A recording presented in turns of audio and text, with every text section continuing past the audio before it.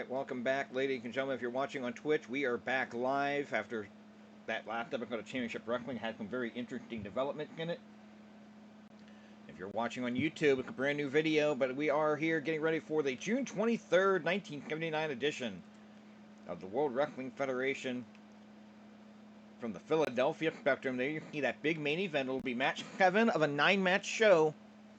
Ted DiBiase defending the WWF Heavyweight Championship against Tito Santana. That's going to be a lot of fun. You can see on the left-hand side of your screen there, Greg the Hammer Valentine, Chief J Strongbow, no-hold barred match. That'll be coming up. Later step in their rivalry. Bruno Sammartino will make his debut, in-ring debut in the series here today, taking on Nikolai Volkoff and a matchup in the next stage of their rivalry. We got a big 2 out of 3 fall 6-man tag team finale for you. Haystacks, Calhoun, Dominic, DeNucci, and Gorilla Monsoon against all 3 Valiant brothers. We got Captain Albano in action. You see him in the middle there. Captain Albano, Ivan Putski, Pat Patterson, Bob Backlund. There are some great matches on this card. Let's not waste any time. Our opening contest, Big Bully Busick, Estrada, 1 fall, 20-minute time limit. It's the Philadelphia Spectrum, baby. Let's go.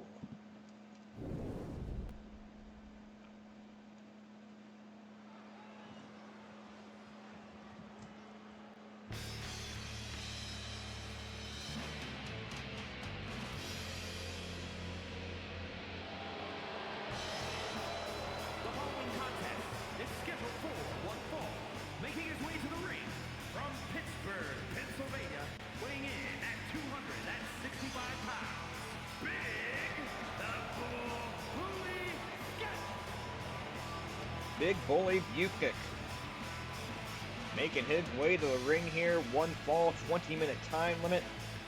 Big Bully 1-1 so far in his WWF career since the name change in May. Don't get to see him compete a whole lot. But it should be a fun little opening matchup here. Go ahead and introduce the opponent.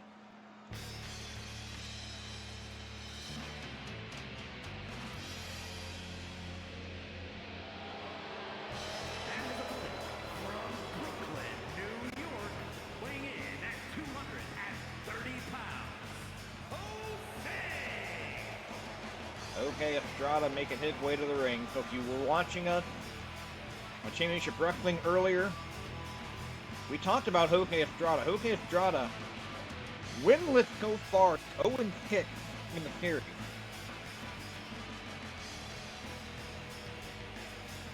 But he had so many matches where he comes this close to winning. He almost beat Tito Santana a couple of times. He almost beat Ivan Putski earlier today. Now taking on somebody maybe a little lower on the card. Maybe he doesn't have the pedigree of the other people he normally wrestles. Maybe look at the match where Estrada can break through. We are underway here. 1 fall, 20 minutes. And are the majority of our non-title matches on the card. There will be no announced time limit for the Bruno Sammartino and Nikolai Volkoff match, or the no-hold barred match coming up later on with Chief J Strongbow and Greg the Hammer Valentine. Of course, the world title match will be 1 fall 60. And that 6-man tag team event that'll close the show will be 2 out of 3 falls with a 1-hour time limit. So potentially a lot of action here. I fully expected it at 8:49 a.m. Eastern Time as I record this on the East Coast. Well, in the Eastern Time zone, I won't say East Coast. I'm not really on the coast. Well, I fully expect that we're going to be on the air here until at least 11 o'clock.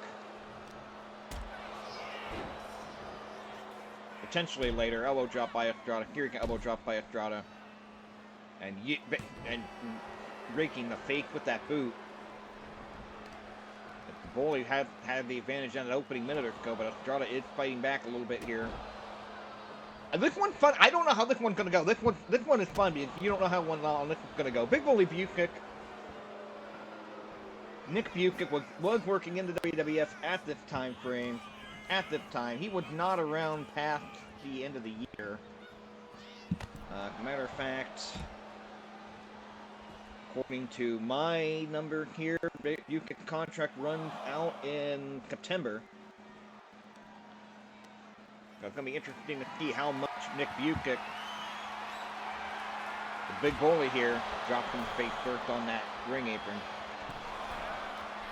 Busick can maybe work himself into title contention and do what Ernie Ladd has done. Ernie Ladd's contract ended in May, but Ernie Ladd earned a shot at the North American title, won that belt on June 2nd, and it's been defending that belt successfully ever since.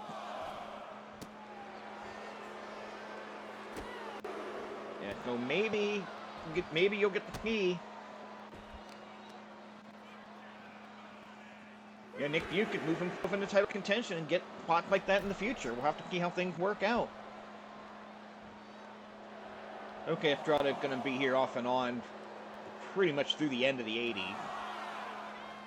So we don't have to worry too much about Estrada here. That should break the count. No, hold on.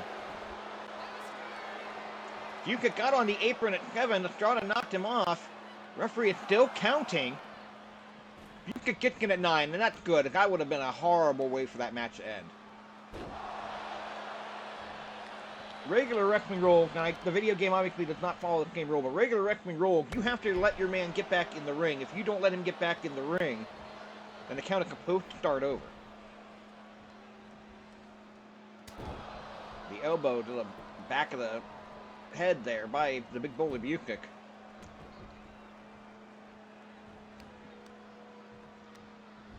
There's Busick with the whip, the elbow. Hey Jeremy, how you doing? I'm having some fun with this one. If your first time hopping into the steering here, Jeremy, we're doing a WWE Universe starting in May of '79. We're on June 23rd at the Philadelphia Spectrum right now. Look at Nick Big Bully Busick and Jose Estrada in our opener, 1 fall 20. Estrada rolling out of the way here. Nicely done. There's the Irish whip. Ducking underneath. Estrada coming off with a shoulder tackle. Nicely done. You still score from throwdown. How long has it been since you actually got in the ring and did anything physical at all? Much less have a match. Oh, I absolutely understand. Is your face okay? 16 years. Yeah, yeah, you're not used to that. How's your face doing after that kick from the bouncer, by the way? Big bully here catching up and, stomping right in the midsection there. Nicely done. Estrada rope to the outside. Busick gonna follow him. Pretty good. Good. Glad to hear you're doing okay, Jeremy. Thank you for joining in here today. Opening contest here, 1 fall 20. We've still got 8 big matches to go. The WWF Champion Tito Santana. I'm getting ahead of myself. I keep overthinking things.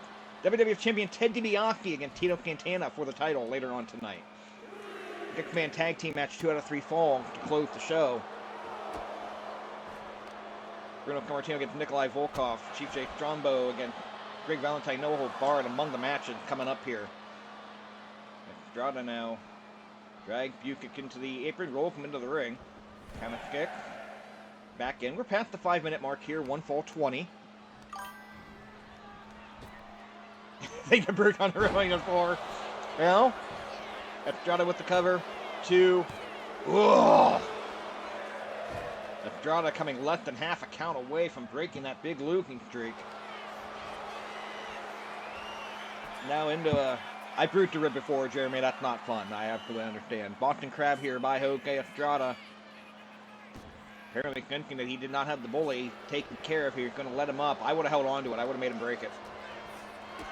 Kick to the midsection. Pile driver coming up here. Busick with the backdrop to counter. Estrada just so close to breaking that losing streak. Now they're going to trade blows in the center of the ring here. And Estrada actually getting the better of it. Could have surprised me with that one. Busick like, come on, hit me again. Estrada, I'm shocked that Estrada got the better of a strike exchange with Nick Busick. I'm not going to lie there. Coming up here with the... Oh, the ripcord knee. Cover him. You've got to cover him. Boston Crab. And too close to the rope. Busick gets that hand underneath the bottom rope to break that hold.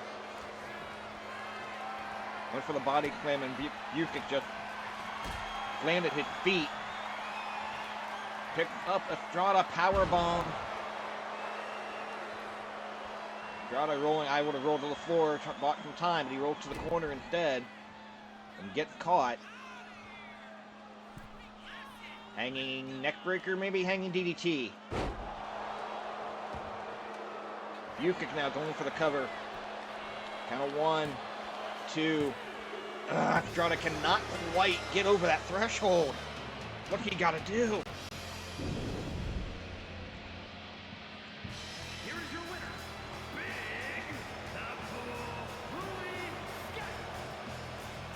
Big Bully Busick with that hanging DDT. 7:18 the time.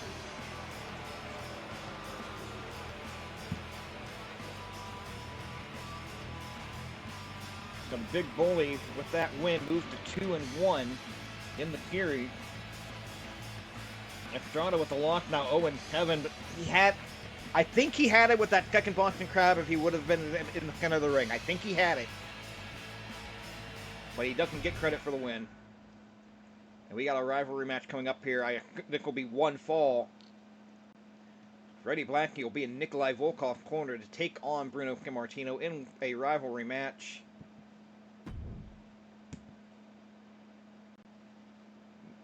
There will be they're not announcing a time limit for this one here. Hopefully this doesn't go an hour and a half.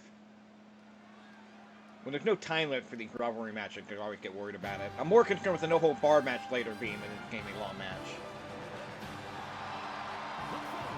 is scheduled for one fall, making his way to the ring from Abruzzo, Italy, weighing in at 265 pounds, the first superstar,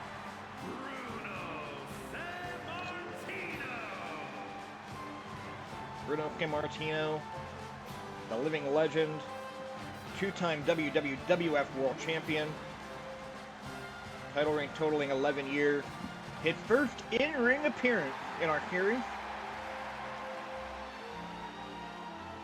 Sammartino off and on until 81, and then again then when we get to 84, we'll be around for a little while as well. And his opponent from Moscow, Russia, weighing in at 320 pounds, Nikolai Volkoff, one of just 2 people to compete on every show of the series. He kicked in 4 in individual competition. Defeated the Iron Sheik earlier today on Championship Wrestling, and at the end of the match, Bruno Sammartino stood on the ring apron, gave him some applause, show respect. Should be a hard-hitting matchup, as Jeremy said in the chat. And yeah, that's absolutely. I think it should be a lot of fun here. I'm looking forward to this one.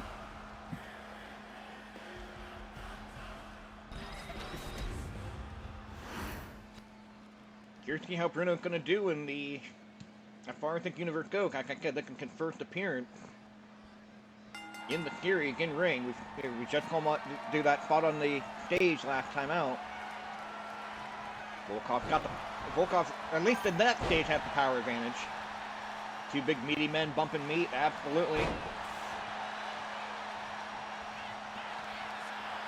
Bruno going for a half crab, going for a commission, really early in the matchup for a commission here. Great camera shot there. You see just how close Nikolai Volkoff is to getting to the rope. He breaks that half crab. And over the top rope goes Bruno. Volkoff going to go following out right after it. Lasky needs to be careful there. He doesn't want to get his man disqualified. Bruno having none of that in the early going here. Face first into that ring apron.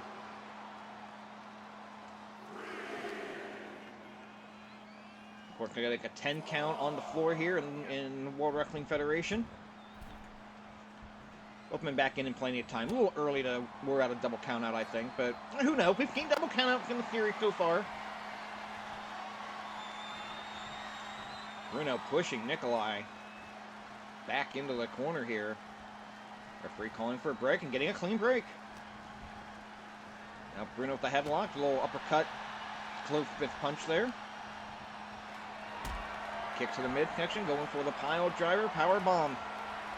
Oh, walk! Oh, look at that strength by Bruno Sammartino carrying Nikolai. And then dropping him face first on the turnbuckle. So Bruno teased about 4 different moves there. Blackie threw a baseball bat in the ring and Volkoff landed right on top of it. Referee's going to get that out of there. It's not a no disqualification match. But please keep that in mind. Nikolai Volkoff now, boot to Sammartino's face there. Irish whip, catching him. Oh, they collided there. Nikolai getting the better of that. Oh, rolling neck snapper to the side of that neck. That was vicious. I don't think I've ever seen it done like that before. Nikolai now, fireman carry into the gorilla press. Just drop Bruno down. First couple of minutes was all Bruno, now it's all Nikolai.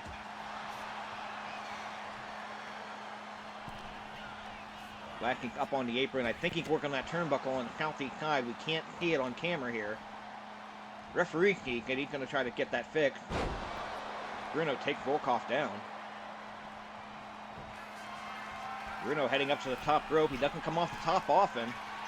Let's see what he got in mind here. Flying shoulder tackle, nicely executed. Does not go for the cover.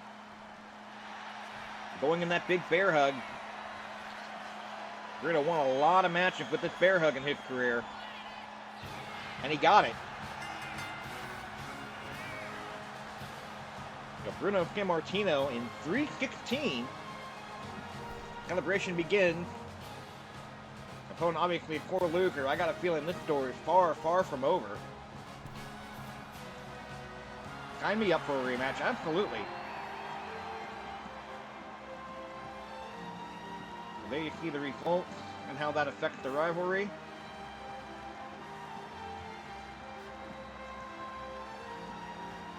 I make my notes on off screen here. Big bear hug, 3 minutes and 15 seconds. The time of the fall there. A little disappointed. I was hoping for a little bit more out of that match, but it was fun while it lasted. Bruno with that win, 1-0. That moves the Nikolai Volkoff to 6-5 so far in the series.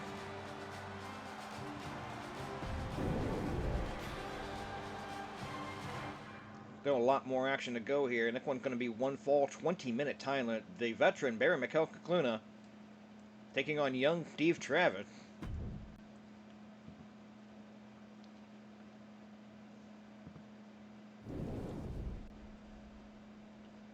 Something's got to give here. You got a couple of guys who do not have win in individual competition as of yet.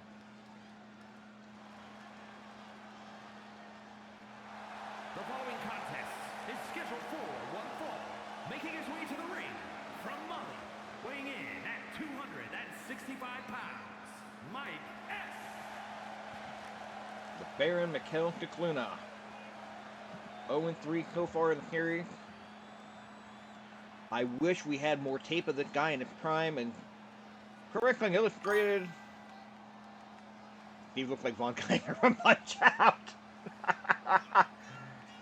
I did not make that comparison, but yeah, I can see that. Take a closer look at that when he comes to the apron here. I wish we had more footage of Baron Mikel Scicluna in his prime. Bob Smith, the former managing editor of Pro Wrestling Illustrated, said Baron Mikel Scicluna was one of his favorite wrestlers of all time. Local former WWF Tag Team Champion. He main evented the Garden with Bruno. I mean, the footage is all late in his career, so everybody felt like, he was just a jobber. Well, no, he wasn't. And in 1979, he's winning his fair share of matches. He's losing his fair share, but he's winning his fair share. This man like a Templar, okay. And here comes Steve Travis making his way to the ring, getting a little bit of pyro for his entrance. And his opponent from Charlottesville, Virginia, weighing in at 229 pounds, Steve Travis. And Steve Travis makes his way to the ring here. One fall, 20-minute time limit for this matchup. Yeah, now that you say it, Jeremy. Now that you say it, I can see the resemblance. I did not make that connection before that. But yeah, he definitely does look like Von Tiger from Punch-Out.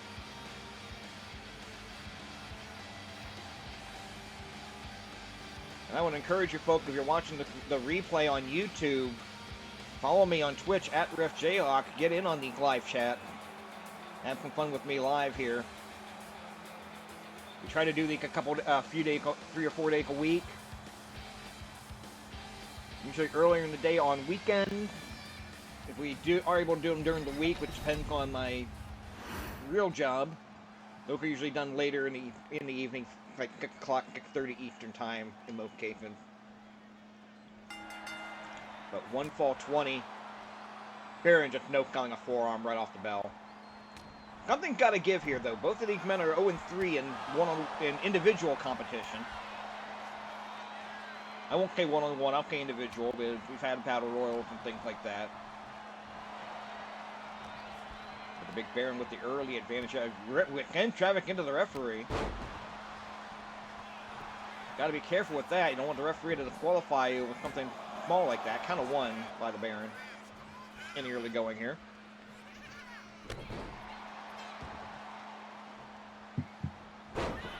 Went for the knee, missing it, and here comes Steve Travis.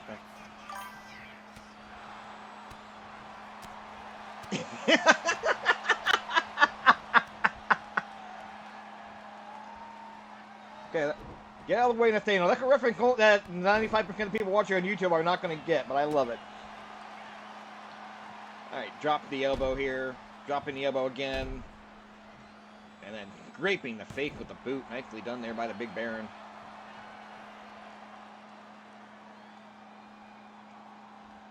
For Steve Travis, we talked about on Championship Wrestling. You're here to pop me. Well, you're popping me all right, Jeremy. I appreciate it. What we mentioned on Championship Wrestling earlier about Steve Travis coming very close on a couple of occasions to win the tag team title from the Valiant brothers with 2 different partners. One with Gorilla Monsoon, one with Haystacks Calhoun. And it's not Travis taking the fall in those tag team matches. So Travis has been a very tough competitor, despite the low win-loss record. Travis actually backing off from Baron Scicluna here. And Travis in that top turnbuckle charges. Big avalanche in that corner. And a forearm to the back. Whipping Travis in. Big backdrop. Going for the cover here again. One. Counter one is all we can get out of that in the early going here. And Travis fighting back. Steve Travis, again, he's 0-3, but he had competitive matches against everybody so far. Flips over the back and catches the Big Baron in the knee, knocks him down. Travis working on the leg, it looks like, of the Baron. Into an abdominal stretch. I don't think he's going to get a commission this early, but he can do some damage with that. But if Gorilla Monsoon would say he did not have that leg hook behind the Baron's leg there, that allowed Baron to kick out with that hip toss. And now a backbreaker by the Baron. Big Baron dropping the knee into the shoulder area there. Nicely done. Rolling outside. Travis can find his way out there anyway. Baron just came out to meet him and dropped the knee.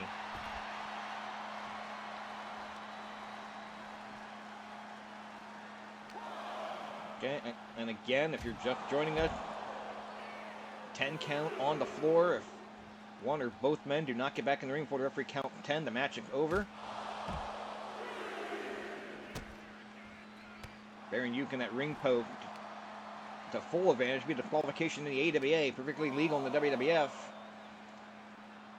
Getting Travis back into the ring. Count of 5.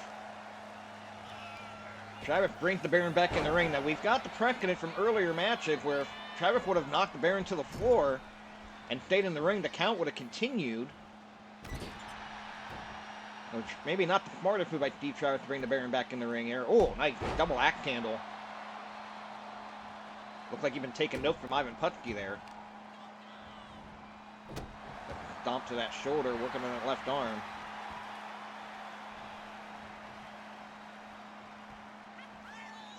Travis now picking up the Baron.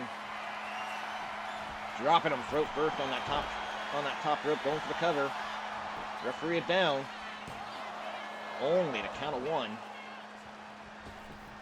Now back out to the floor. And the big Baron with a big side slam on Steve Travis on that concrete floor. You're watching the World Wrestling Federation on Prism, live from the Philadelphia Spectrum.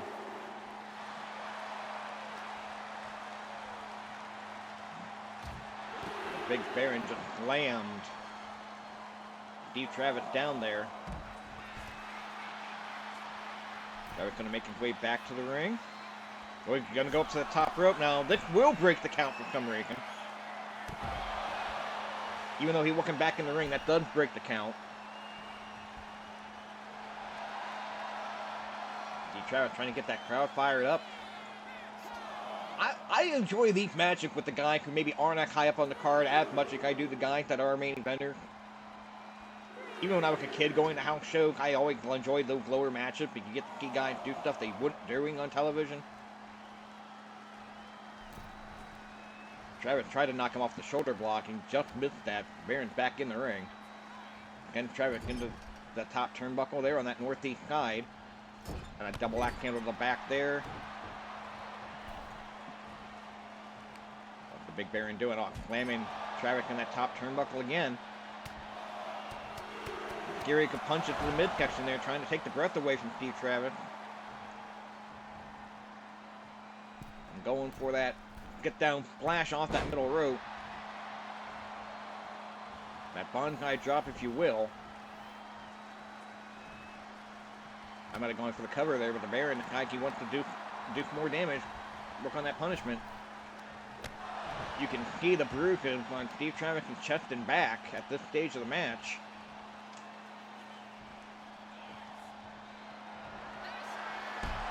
Baron wasted some time, got caught with a drop kick. That might do it. 1, 2. Ugh. Big Baron rolled that right shoulder up. Big Fury can stomp here. And rolling into a bow and arrow type of commission hold here.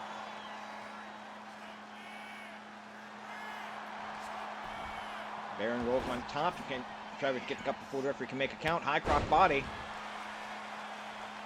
Steve Travis does not stay on the cover. Looks the welt on Travis' back. Travis with a Eureka shot to the midsection. Big European uppercut. You would think at their respective ages, the longer this match goes, the better off it would be for Steve Travis, but hard to tell. Both men taking a big pounding here. This is one of the longest individual matches we've ever had on this show, by the way. It might be the longest one-on-one match. I'm not even, I'll have to check my records here. Tito work on Baron's back as well. Travis with that double leg takedown and a splash.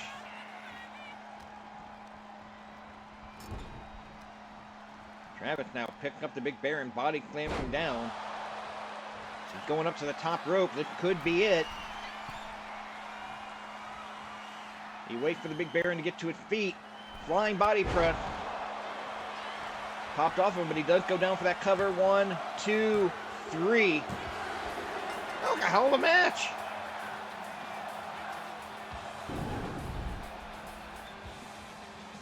Here is your winner, 8 minutes and 20 seconds, Steve Travis with the flying body press. That was a hell of a match. I enjoyed that a lot. Steve Travis breaks into the win column. He's now 1-3 in the series. That knocked the Baron down to 0-4. Yeah, that was fun. I like that one. I like that one a lot. We could be here for the long haul with this one. We've had this rivalry going on since the very first episode. Greg the Hammer Valentine, Chief J Strongbow. This one is no holds barred. Now, they wrestled earlier on Championship Wrestling, and Greg the Hammer Valentine got a relatively quick win, under 4 minutes, over the Chief. But no holds barred means no disqualification, no count out. If they fight on the floor, there's no referee to tell them to get back in. They could fight all night. I hope not. I gotta leave about 2:15 to take my daughter to work, so I hope it doesn't go to. I hope they don't fight all night.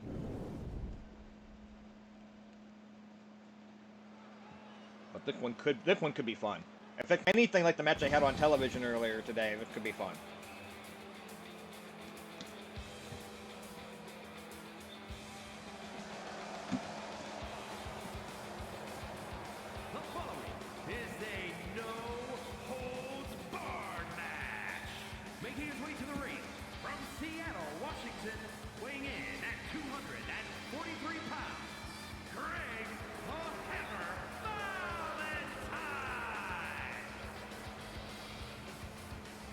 It's still mind-boggling to me that they asked Greg the Hammer Valentine to do the Mick Foley Road to Cauliflower Alley. I don't think I've ever seen Greg Valentine smile.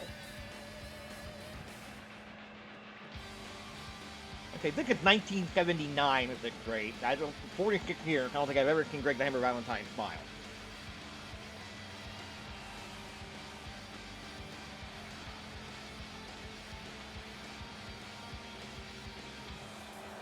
This is where we're at right now. This should be an interesting matchup. Greg the Hammer Valentine and Chief J Strongbow, both 2-2-1 in individual competition coming into this. So, winner of this one moves up the championship ladder. The winner moves up the championship ladder. Luke goes down.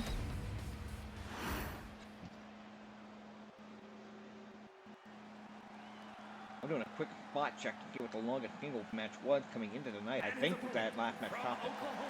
Weighing in at 247 pounds, Chief J Strongbow. Chief J Strongbow, of course, coming back from that knee injury suffered at the hands of Greg the Hammer Valentine. I have a feeling the feud's not over even after this matchup. Yeah, that Steve Travis, Baron Mikel Scicluna match we just saw, that's the longest match in the series so far at 826. So let's see what happens here. If these guys go out on the floor for any length of time, this will break that record, but longest match of any kind so far, 15 minutes and 11 seconds. That was the tag team title match last month at the Spectrum, with the Valiant retaining against Gorilla Monsoon and Steve Travis. And if they fight on the floor any length of time, then we could break that here too. So, it's going to be very interesting to see how this one plays out. Of course, Steve's been around forever. He's a veteran. Valentine has been around for a little while. He had some shock at Bob Backlund. Actually defeated Bob Backlund at the Spectrum last month to win the title. Only held about 9 days before Ted DiBiase won it from him. But here you see Valentine getting the early advantage in the early going. No time limit in this matchup. They will go until there is a winner by pinfall or commission inside the ring. You see that former champion now with that armbar, Fujiwara armbar, trying to get a commission. Strongbow rolled out of it nicely, caught Valentine with that knee. Yeah, I don't think this feud's going to end for a while. I think these guys are going to continue to fight for quite some time. Fifth to the midsection there. Big forearm shot there by... I need to edit his move cut, because every time I see Chief J Strongbow do a freaking Ikai move call, it drives me nuts. But a Gearic clothesline here. Chief trying to get his win back off from Valentine from earlier on television. And go far in control. He go for the cover. Count of 1. Count of 2. Ooh. Really close to getting the victory right there. Gearic a forearm smash up there by the Chief. Into the sleeper already. Into that sleeper hold already.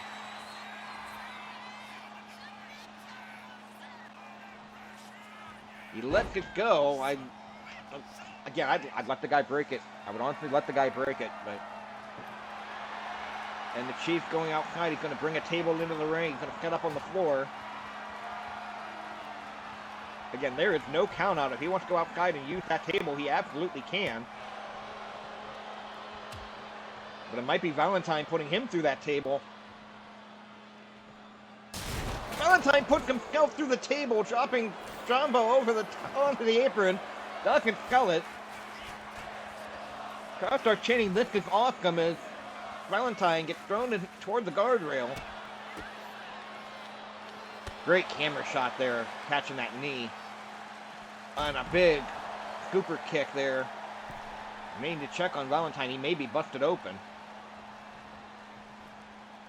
Again, match has to end in the ring with a pinfall or commission. There's no time limit. They can go all night. Valentine's going to send Strongbow back in the ring. Valentine's going to follow him. And he's going to get caught with a knee. Now they're going to trade blows here inside the ring. Valentine getting the better of the exchange so far.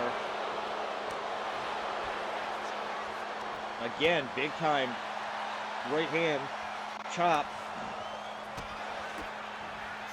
Strongbow fights back a couple of kicks, big knee. And Valentine into the northwest corner and got caught coming in with the boot. Valentine picked up Strongbow. Strongbow countered into a DDT, nicely executed. And now Strongbow, maybe he going for another table? Oh, he's going for a baseball bat. Strongbow just one shot with the baseball bat, go for the cover. That might do it. 1, 2, 3. 3 minutes and 30 seconds. Chief J. Strongbow gets the win back from earlier.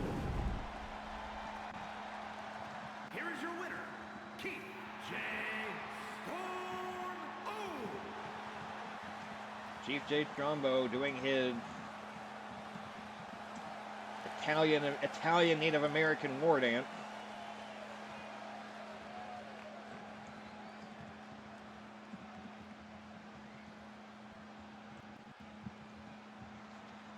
Chief J. Strongbow defeated Greg Valentine on the big stage after intense back and forth for weeks, and earned a higher placement championship ranking.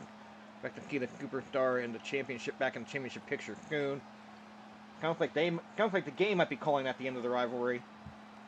I'll have to check after the show and see if that's the case here. But the rivalry go on a couple more months, folks. So I'm keeping it going regardless. I don't care.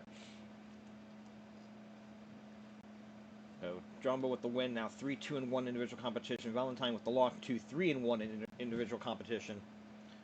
And here we have the great Hossein Arab, the Iron Sheik, getting ready to take on FD Jones. FD Jones, the only person besides Nikolai Volkoff to be on every show. Should be an interesting matchup. One fall, 20 minutes. Let's go ahead and get to the match. Match number 5 on the 9-match lineup here from the Philadelphia Spectrum.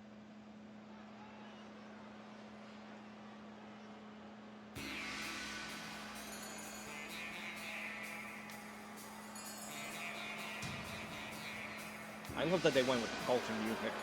The following contest is scheduled for one fall. Making his way to the ring from Tehran, Iran, weighing in at 258 pounds, the Iron Sheik making his way to the ring, has a 4-3 record in individual competition.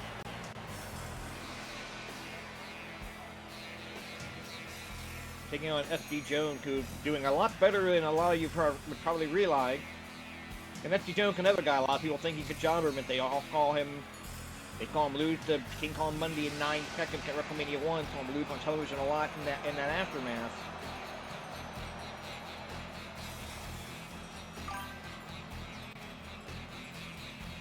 I feel his real name is Herman, and he was from Georgia.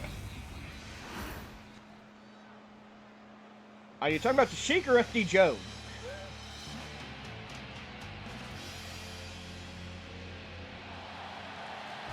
And his opponent, from Mali, weighing in at 260 pounds, FD Jones. And he ribbed up for years with the accent, so you're definitely talking about Sheik. Well,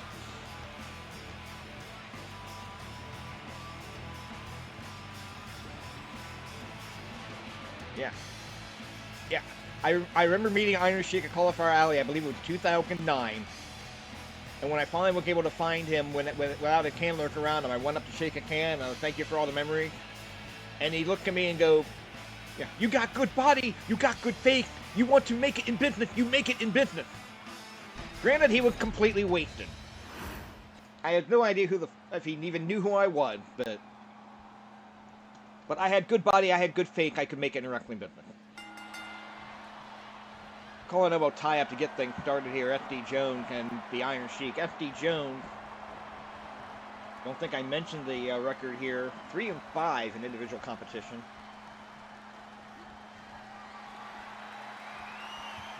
Is that right, or did I forget to mark him after? Oh, he was going to kick-man tag. That's why I didn't mark him in match form. Okay. I was like, FD wrestled on the last show, and that record didn't change. He was going to kick-man tag, so that wouldn't count in the record. I was an idiot. Chain wrestling here to start. Sheik now with that top wrist lock on FD Jones.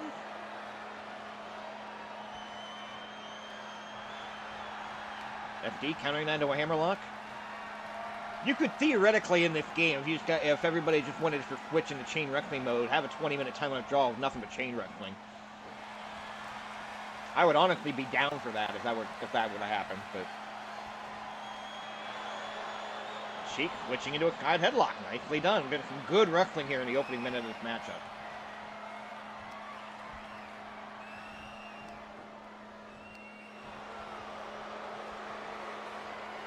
Cranking away at that headlock.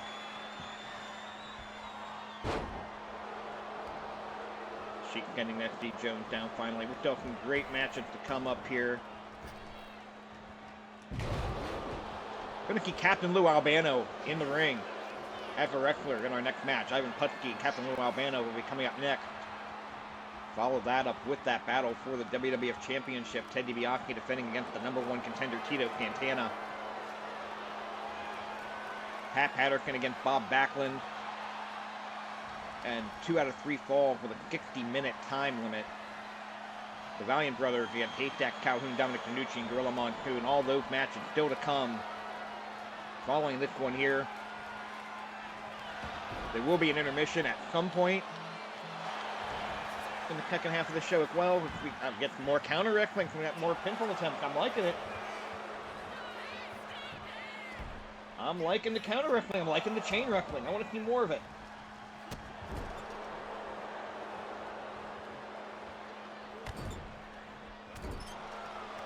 Please let me continue to see more of it. I cannot wait to see more of it. Wait, we're gonna see Mario from the Super Mario Brothers Super Show? Kind of a bitch, I'm in. You know what? When I downloaded an in-ring version of Captain Lou Albano to do that match, if that match actually did happen on the Spectrum show in real life, the alternate attire is Captain Lou with Mario. I should have done it. Big flying leg drop there by the Iron Sheik. Small package by FD Jones. Look at the leg. He got that cradle in nicely. We still only got count of one. A little early to pin him with that, but. Oh, nice European uppercut there by FD Jones. FD Jones again.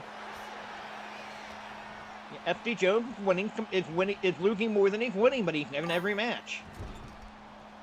Also, Cyndi Lauper's dad, absolutely.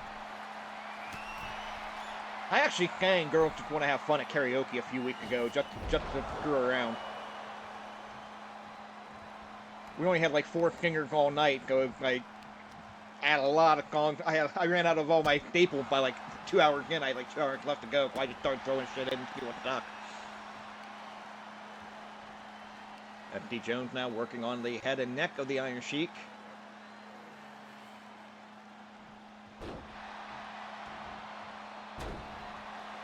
We'll see Iron Sheik here through the end of 79. I believe into the early part of 80, and then he'll go away for a little while.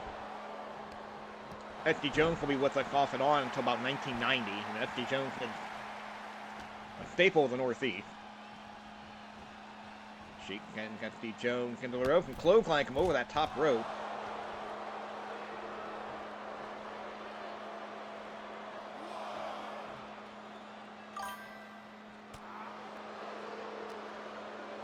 Big Nikolai doing Gooning are good enough.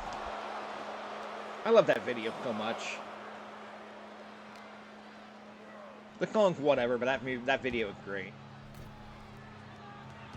Both men back into the ring here as Sheik. Oh, there's a rake at the back.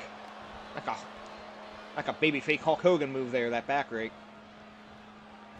Sheik head first into the top. Jones head first that top turnbuckle. Gonna go under the opposite side here. Just do a fourth guide, why not? 5 minutes have gone by, 15 minutes remaining in the 20-minute time limit matchup. Again, most non-title matches on the show, 1 fall 20. Guys from the 2-hour match earlier on, and of course the 6-man tag that'll close the show will be 2 out of 3 fall for the 1-hour time limit.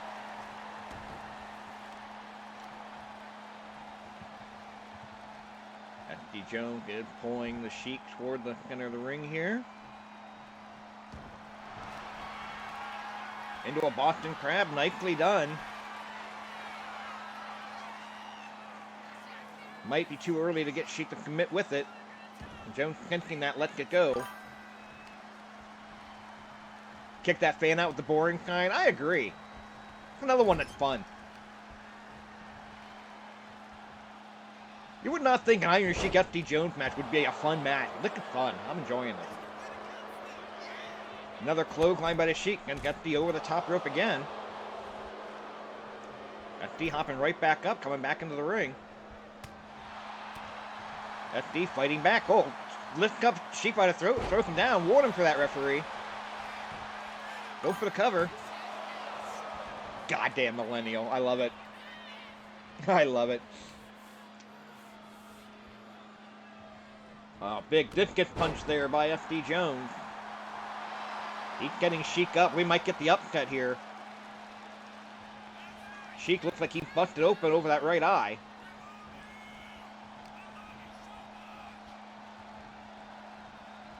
Got the Sheik up against the rope. Oh, there's the elbow. Let's catch it. There's a guy with an I love jobber sign in the crowd, too. Should we kick him out? The Tito suplex, and Jones' foot was underneath the bottom rope. That's the only thing that saved SD Jones there, I think.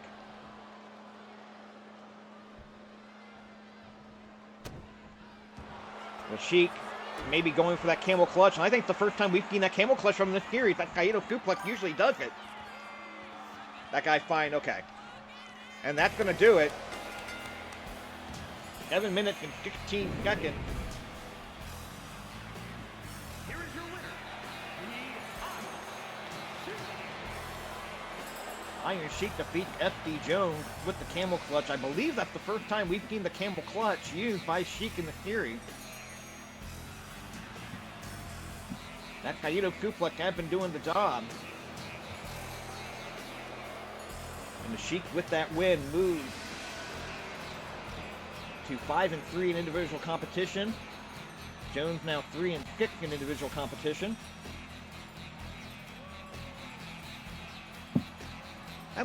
That was fun. I think that some of these matches that I've been least expecting it. Scicluna and Travis was great. Sheik and Jones was great. We got now, can't believe I'm saying it, Captain Albano against Ivan Putski, 1 fall 20 coming up next. Let's go ahead and get to it.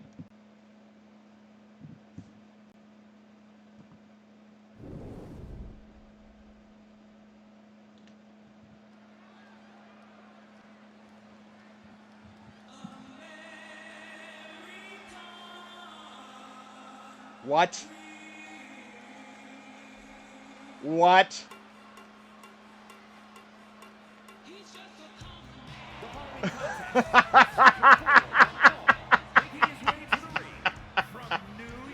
Oh my God. 350 pounds,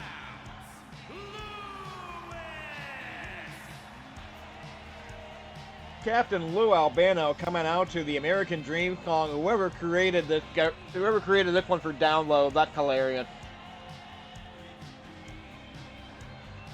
I can see it too. Yeah, it kind of fit. It kind of fit. I'm not gonna lie.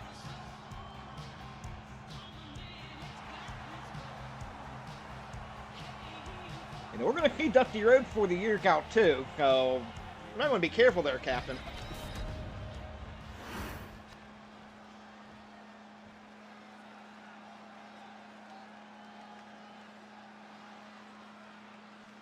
And his opponent from Warsaw, Poland, weighing in at 245 pounds, Ivar Putski. Ivan Putski, Polish Power, on his way to the ring. Ivan Putski, 3-2 in individual competition. Battle of the Dream. Well, you know, baby, I don't really appreciate anybody using my theme song, but yeah, we'll let it slide because it's the captain. You know what I'm saying, baby?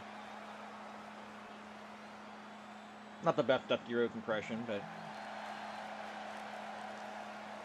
I got Ivan Putski 3-2 in individual competition. Captain Lou Albano, look good in-ring debut. Albano is a guy we'll see in action on occasion. Tag is made here at okay, bell ring. What fucking tag? It has been a week. I'm gonna say that. I'm gonna laugh my ass off if Albano wins this match. By the way, I'm not even gonna lie. Like if Albano wins this match, I'm just gonna laugh my ass off. Albano got the one cover already. Putski up quickly. There's the elbow drop. In real life, Putski won this match in like 4 minutes. This was not a.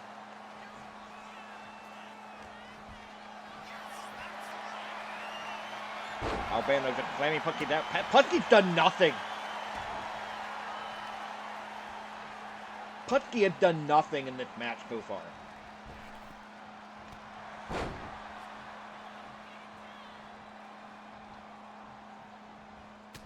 Like you created a little Albano, you need like 2 moves. You need to wobble around the ring when you get hit, and to openly cut yourself on camera. Like that's all you need if you're to create if you're Lou Albano. I'm thinking Lou Albano already ate the power mushroom. That's why he's kicking Putski's ass. Let's be honest about it here. Like this is insane.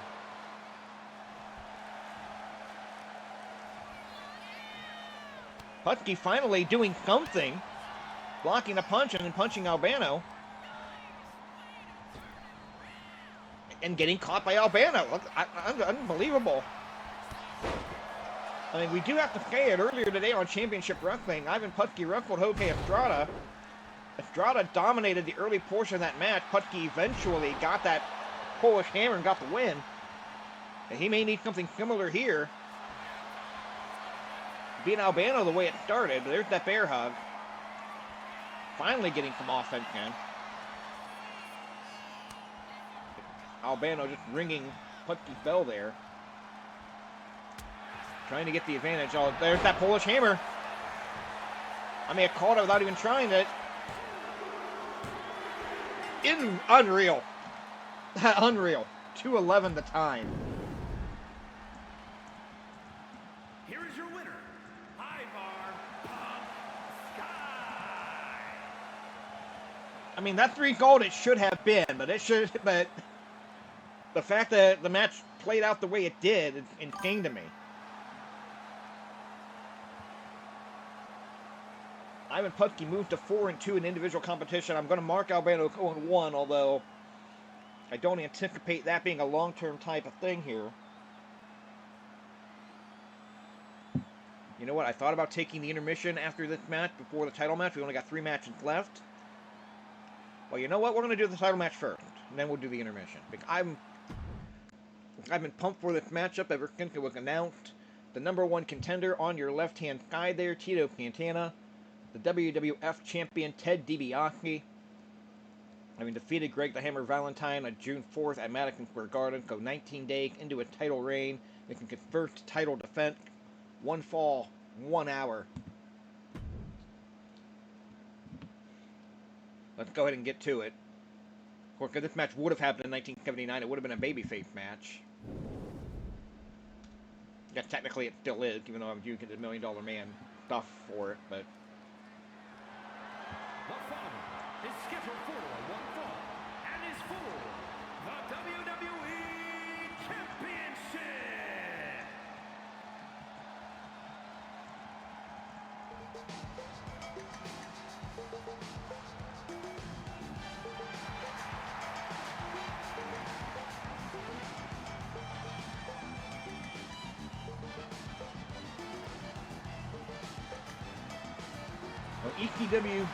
ECW style ring introduction, main event introduction, boxing introduction, whatever you want to call for it. But they one fall the 1 hour time limit here. There's the challenger getting ready.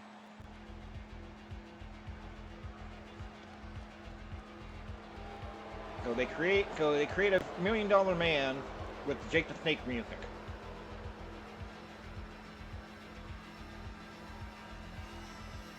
Oh, it is what it is, I guess.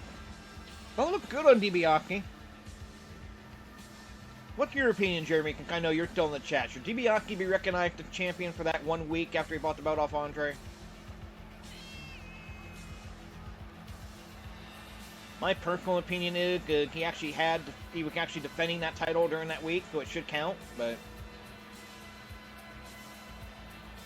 What do I know? It's just a 9-year-old mark when that match happened.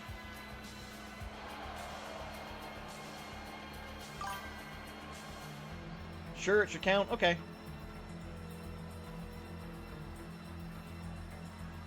At the end of the day, it doesn't really matter, but...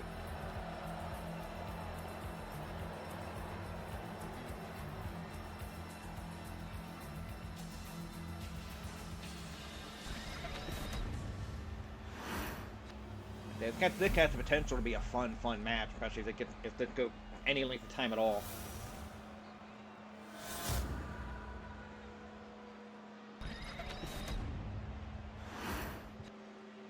Introducing the challenger from Toluca, Mexico, weighing in at 234 pounds, Tito Santana. Arriba. And his opponent from Omaha, Nebraska, weighing in at 260 pounds, the WWE Champion Ted.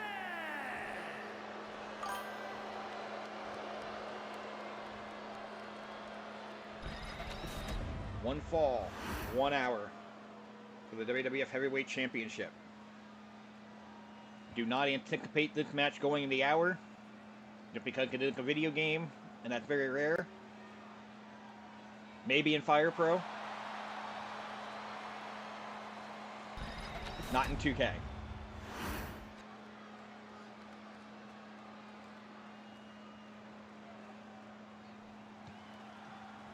Now it's gone. This match is officially underway. Both men locking up in the center of the ring here. Santana caught in that wrist lock there by DiBiase. Cranking down on that arm again. Very well executed. Got Santana hurting with that wrist lock. And come over with an arm drag. Nicely executed. Ducked underneath the clothesline. Santana now coming back with a couple of right hands. And a reverse neck breaker. So far, we have not seen the WWF Heavyweight Champion retain their championship. Backlund first defense against Greg Valentine. Valentine won it. Valentine first defense against DiBiase. DiBiase won it. Tito Santana hoping that streak continues. Santana in his first ever championship match in the series. Earned the spot by having a 7-1 record in one-on-one competition, individual competition coming into this. DiBiase 4-2 in individual competition. 1-1 in championship matches. He lost that North American Championship to Jimmy Valiant last month at the Spectrum.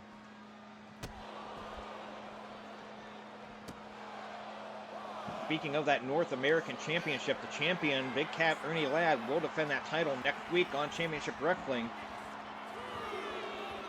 Do not know who that challenger is going to be as of yet. Now Santana needs to get this match back in the ring. I count out duck him no good. He's got to win the title by pinfall or submission.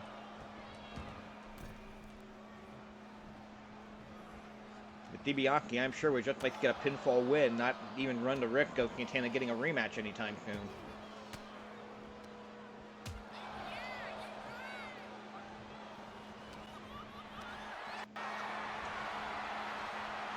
Oh, Santana with that inverted DDT. Nicely done there.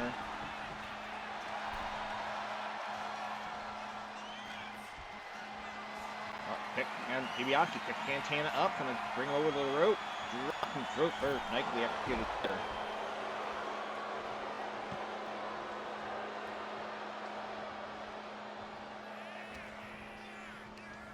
There's the Irish whip. Clothesline catching him.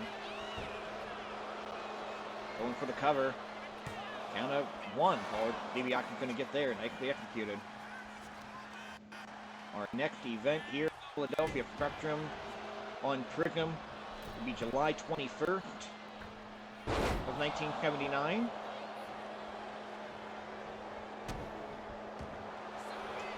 And there's DiBiase now with that chin lock locked in. I can guarantee you the Tag Team Championship and North American Championship will both be on the line next month at the Spectrum. Way too early to speculate as to who's going to be defending the titles at that point. Tito now up on the inside. He's waiting for the champion to get to his feet. No, he's not. He's going to come off that elbow drop. And now he wants to springboard back in, it looks like. Went for the shoulder block, and DiBiase's too far away. Santana crashes and burns. Luckily for him, DiBiase was still out of it enough that Tito was able to get to his feet first.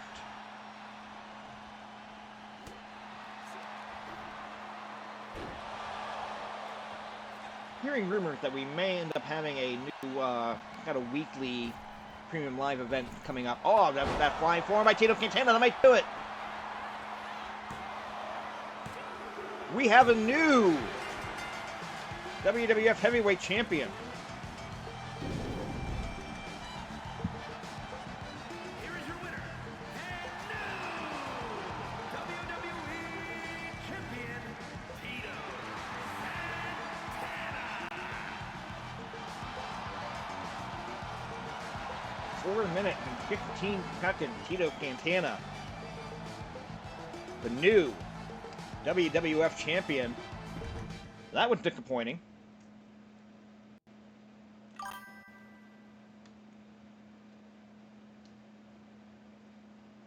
And I'm glad Tito won the match. Don't get me wrong. Tito's a guy who probably should have been champion, but that was a disappointing match. It was only 4 minutes.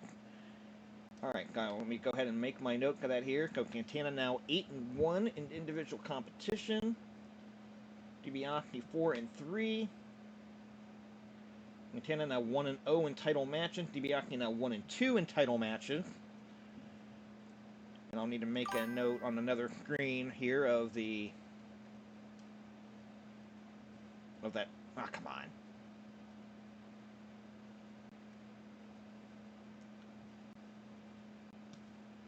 I got another separate document here to make a note of that title change. That's the shortest heavyweight title match at this point, at any rate. That was 4/16, June 23rd. So a 19-day title reign for DiBiase there. Philadelphia. Alright. Now what we are going to go ahead and do here, I need a refill on my coffee. We're going to take a short intermission here before we get to the last two matches. Still to come, Pat Patterson, Bob Backlund, and then the six-man tag team match, 2 out of 3 fall. Johnny Valiant, Jerry Valiant, Jimmy Valiant.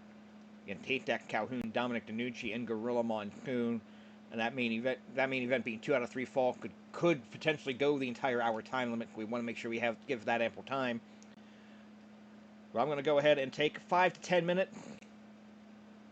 get my refill my coffee, maybe grab something small to eat. We'll be back. Soundstripe.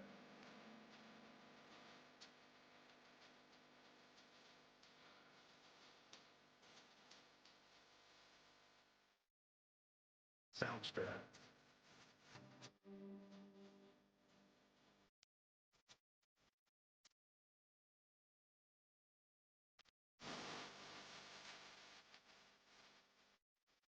Soundstripe. All right, welcome back, everybody. We got 2 matches left here if you're just joining us. Look at WWE 2K25 and look at WWE Universe starting in May of 1979. We're at June 23rd, 1979 at the Philadelphia Spectrum. We just saw Tito Santana defeat Ted DiBiase to win the WWF Heavyweight Championship. The former champion, Bob Backlund, is getting ready to take on Pat Patterson in our semi-final match, and we got a big six-man tag team match, 2 out of 3 falls to close the show. So thank you guys for joining us. Let's go ahead and get to it.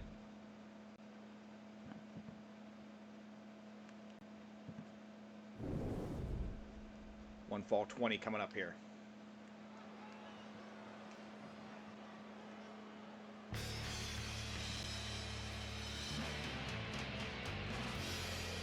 The following is scheduled for one fall, making his way to the ring from Montreal, Quebec, Canada, weighing in at 235 pounds,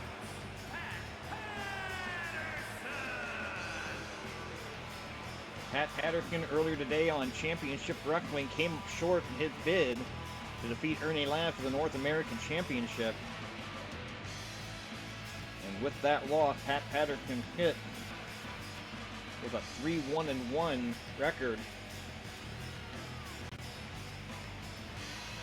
in individual competition. No, that's not right.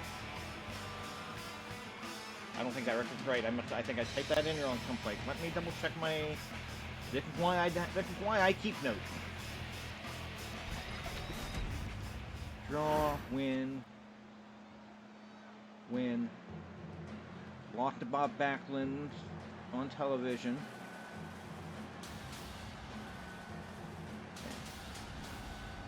and his opponent from Minnesota, weighing in at 3-2-1. 234 pounds, Bob Backlund.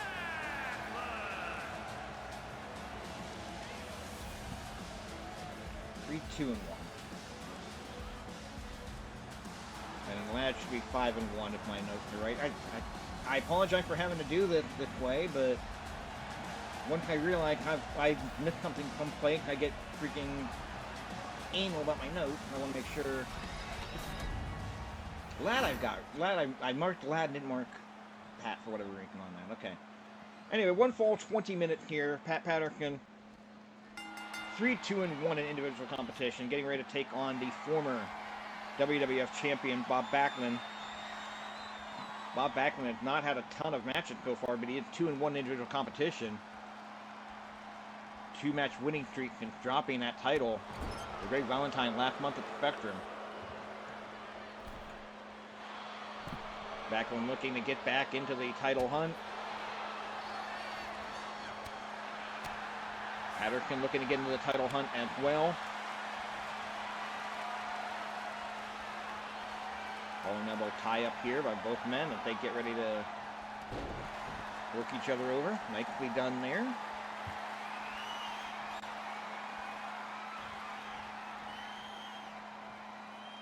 Backlund now at Patterson against the turnbuckle. Referee's going to break it, and Patterson's going to come out of that with a cheap shot to the midsection. Oh, big right hand. Catches Pat Patterson. Now, weird move there, but a cover. 1. Only a count of 1.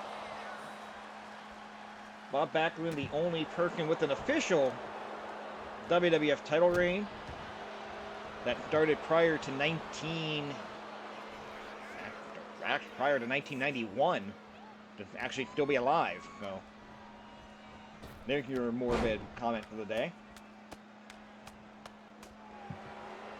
Patterson with that character right hand up on the middle rope, flying axe handle to the down Backlund. And then, like I mentioned, like I was trying to double check my records on Patterson.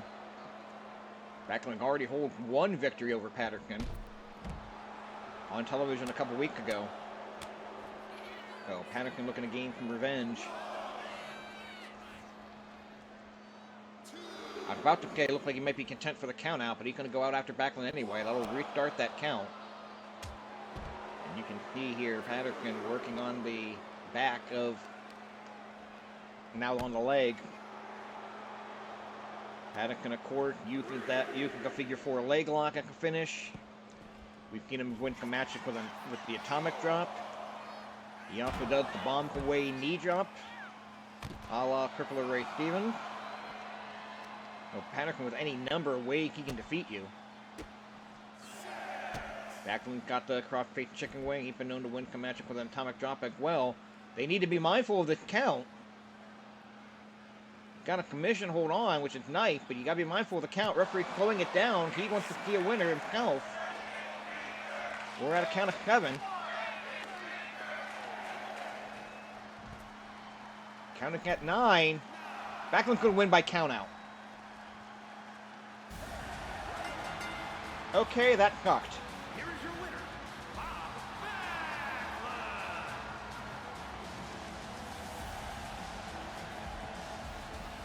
Backlund. Okay, that sucked. No other way to say it, that sucked. 3:05 the time. Bob Backlund with that win. Now 3-1 in individual competition. That knocked Patterson down to 3-3-1 in individual competition. So Patterson was on a bit of a losing streak here. He had a shot to be the #1 contender coming into the night. Now he's lost 2 straight matches. And Backlund moving back into contention for potentially a future shot at Tito Santana.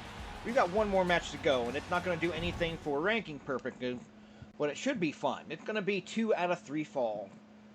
Going to have a 1-hour time limit. The 3 Valiant brothers, we call them in 6-man tag team action on television earlier today, successfully. One of these men on the other team was in that matchup, Dominic DeNucci. But little different tag team partners this time around.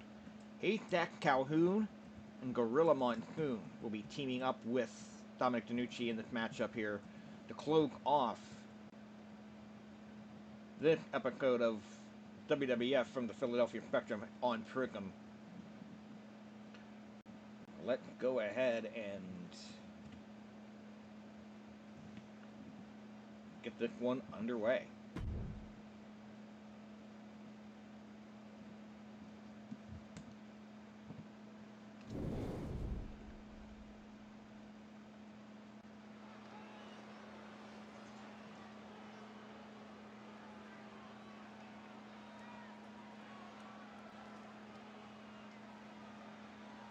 That screen went black just long enough, I was starting to freak out. The following contest is a 2 out of 3 falls match on the way to the ring at a combined weight of 756 pounds. Gentlemen, Jerry Valiant, Luscious Chuck Valiant, and Handsome Jimmy Valiant.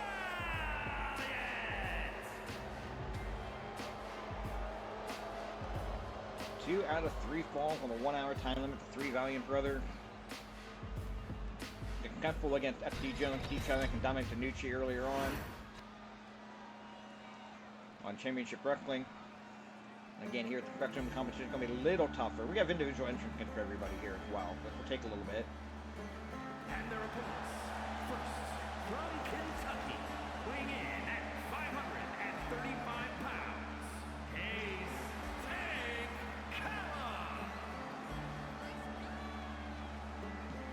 Haystacks Calhoun, 601 pounds from Morgan Corner, Arkansas. I'm stepping over the top rope and into the ring. Also a former WWF Tag Team Champion with Tony Gurria. Guess who took the fall when they lost the belt? I'll give you 3 guessing when the first 2 don't count.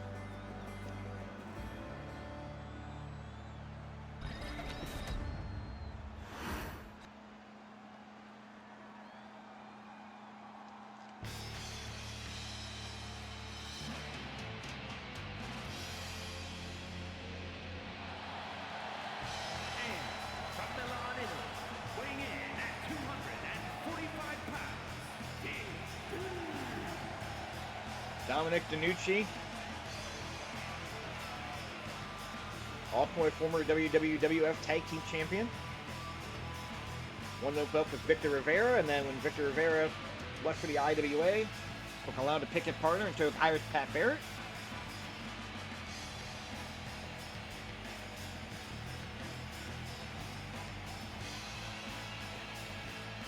Dominic DeNucci looks ready for action here.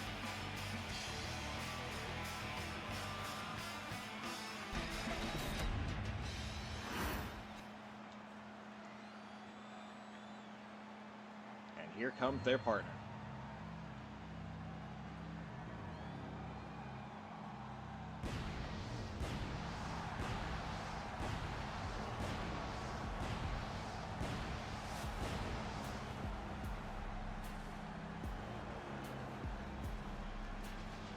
No, I do not know why he had the gold dust entrance. And from New Jersey, weighing in at 401 pounds, Gorilla!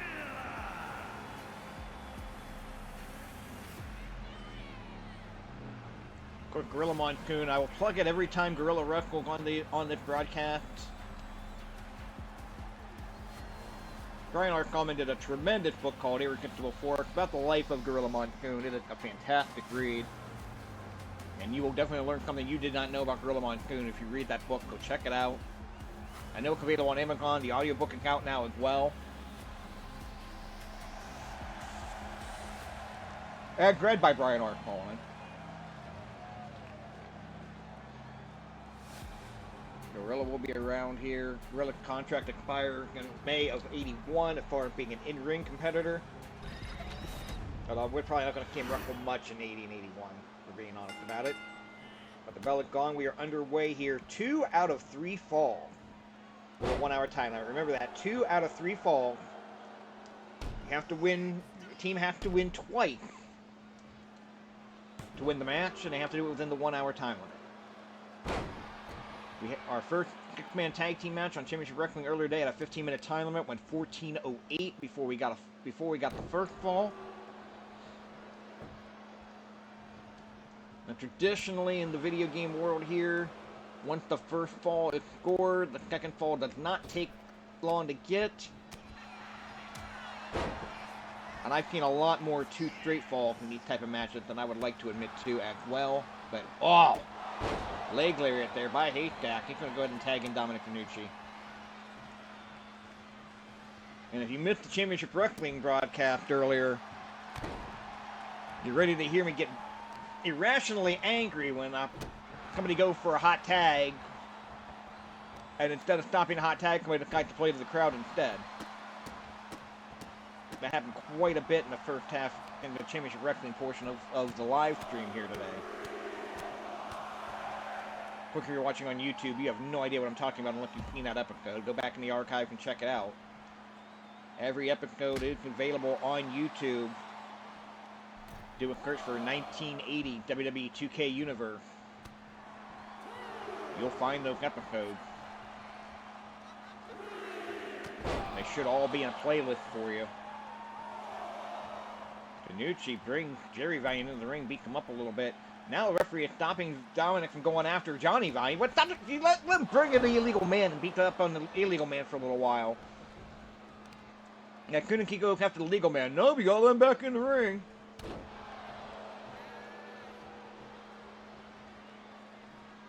Watch it, Johnny Valiant now. Stalking Dominic DeNucci.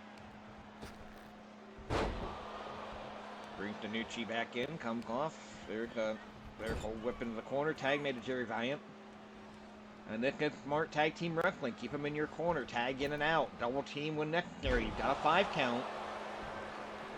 Alright, now that finally, it looked like the hot tag was cut up, and instead of gloating to the crowd, somebody actually stopped the tag.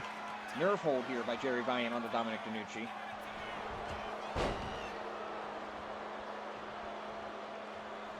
DeNucci now coming back though, big right hand. Catching up Valiant with a backbreaker, power slam maybe.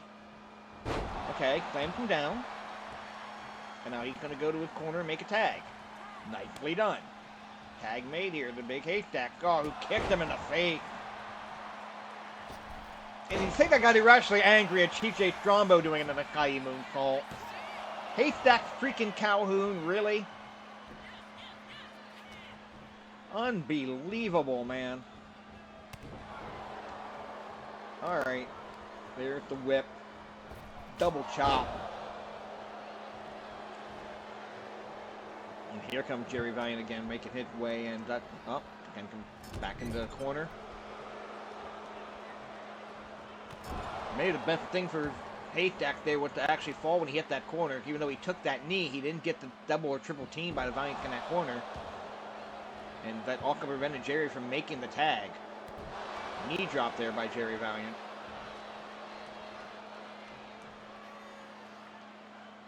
And there's a stomp. We'll see Jerry Valiant off and on to, I think, 86 or so? All three Valiants were gone by the end of 79, but Johnny comes back in 84. Jerry comes back in 84 or 85 for a little while, if I'm not mistaken. Haystack Calhoun, I don't think makes the year.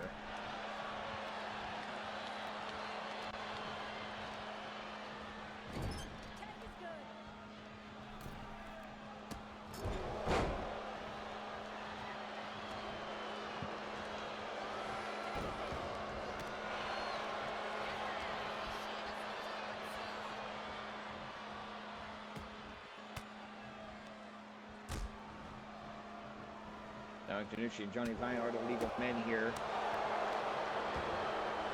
Haystack actually done after July. No. Not going to see a ton of Haystack Calhoun moving forward here. Maybe he shows up on television in July. His last actual match in WWF proper was July 2nd of 79. We'll use him through the end of July. I think he did record at least one match in July, but oh, look a backdrop. And the cover. Jerry Valiant's going to come in and make his one save. So if you missed the 6-man earlier on Championship Wrestling, referee is down here as well. If you come in as the illegal man on your own volition, you cannot come back in until you make a tag. It's the old one save rule that used to be prevalent in the territory. Haystack drops off the apron because Dominic can go off top. Monsoon does the same thing. There's a flying elbow drop to Johnny Valiant, who's rolling toward the rope. It looked like Valiant might have been trying to pull himself up on the middle rope instead of getting out of the ring. Dominic stopped that. Into the corner, tag to Haystack Calhoun. Big backdrop, nicely done. And there's the tag to Jerry Valiant. I would have tagged Jerry just to free up the cave personally, but it is what it is at this point. Once the Valiant started the series at the tag team champions, they still hold those belts. If they still have the belt, when next month's Spectrum card comes up, then that match will, then they will defend them next month, but a lot can happen between now and then.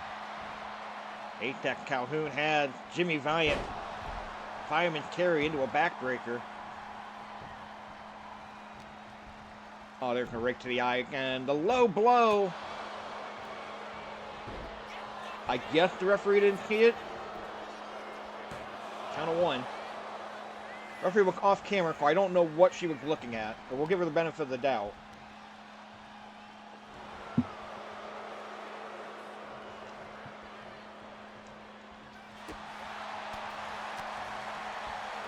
And hearing some rumors of a new weekly summer series that could be coming to the network here. Oh, get down.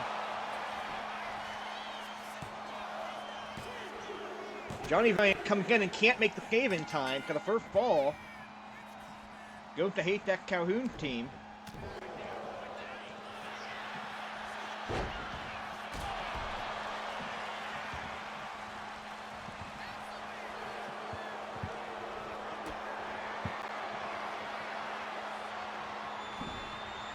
Jimmy has to tag somebody. And that's all there is to it. Jimmy Valiant has to make a tag. Otherwise, it's going to be a long... Actually, otherwise it's going to be a short night. Gorilla Monsoon coming in for the first time in the match. We have not seen Gorilla in this matchup at this point. There's a stomp to the shoulder. There's a kick right there to the chest. Valiant tries the forearm, and that Monsoon had none of that. Big Gorilla over 400 pounds. Referee gets hit again. If Jimmy Valiant doesn't make a tag in the next 30 seconds or so, you can forget about it. It's going to be history. Well, Gorilla's going to let him make the hot tag, so there you go.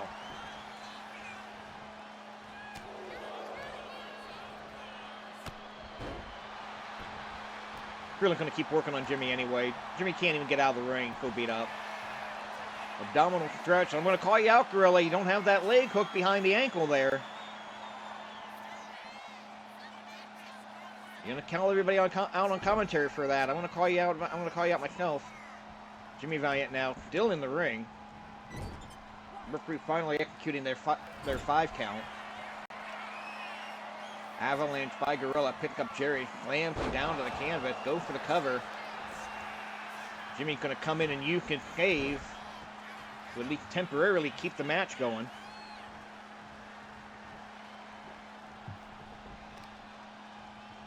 Look at Gorilla rubbing Jerry Valiant's face on the mat there. They're dropping the elbow, dropping the knee. Jerry Valiant kicking Gorilla Monsoon off. Jerry needs to make a tag to somebody. Preferably Johnny. Try to allow for somebody to come in and make a save for him.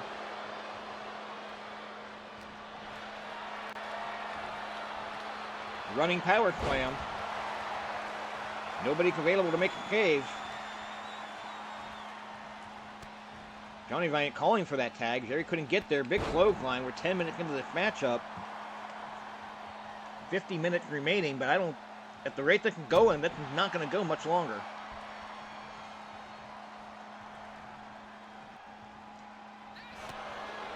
Big shot there. That last forearm does no damage. Tag out, Jerry. Oh, Gorilla going for the airplane spin. That's good. It's over. It's over.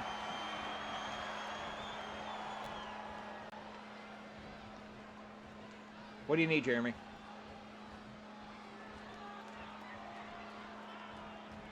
Down goes Gorilla. Go for the cover. It's over. 1, 2, 3. 10:49. Gorilla Monsoon get the win to get the second fall. Here are your winners.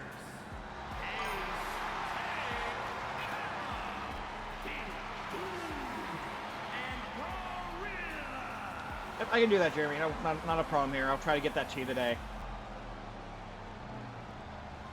The airplane spin, 10:49, the overall time of the 2 fall. That is Haystacks Calhoun, Dominic DeNucci, and Gorilla Monsoon defeating the Valiant brothers.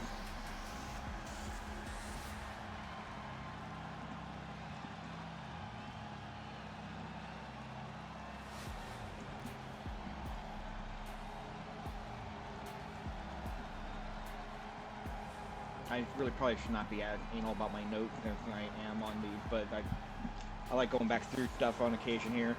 But that is going to do it for our stream here, guys. We're going to go ahead and recap these results real quick here for you. In our opening contest, the big bully Nick Busick defeating Estrada with a hanging DDT, 7 minutes and 18 seconds. Bruno Sammartino kicking off his rivalry with Nikolai Volkoff, getting a win with a bear hug in 3:16. Fun match while it lasted. This might have been my favorite match of the night right here. Steve Travis pinning Baron Mikel Scicluna with a flying body press in 8:26, the longest individual matchup, one-on-one matchup in the history of the program so far. Chief Jake Strongbow in a no-hold-barred match, defeating Greg the Hammer Valentine after hitting him with a baseball bat in 3 minutes and 30 seconds. The Iron Sheik with a win over FD Jones with the camel clutch in 7:16 of a very fun match. And then from there, in all honesty, the second half of the show did not match up to the first half. Ivan Putski hitting Captain Lou Albano with the Polish Hammer in just 2 minutes and 11 seconds.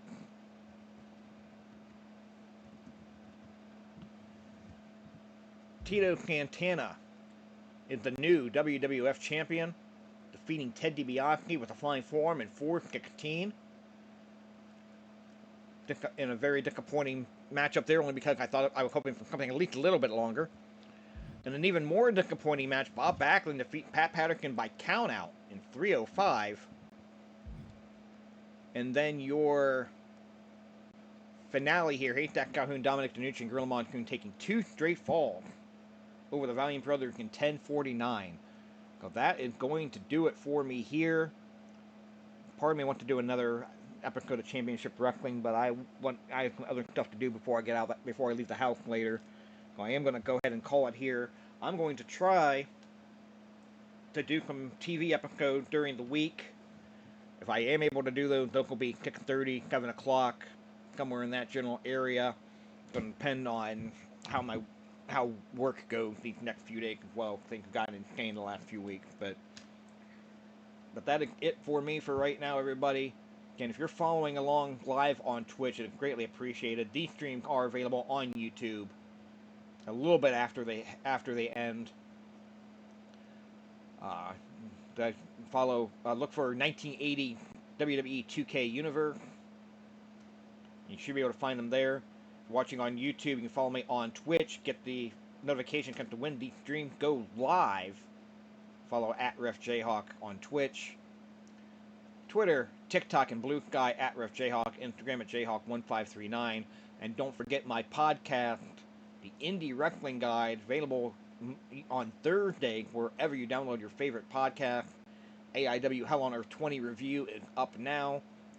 We've got an interview coming up next week with Dominic Guarini. Go check those out as well. Go check that out when that comes out next week as well. That is going to do it for me, everybody. Stay safe, enjoy professional wrestling, and I will catch you next time. Soundstripe.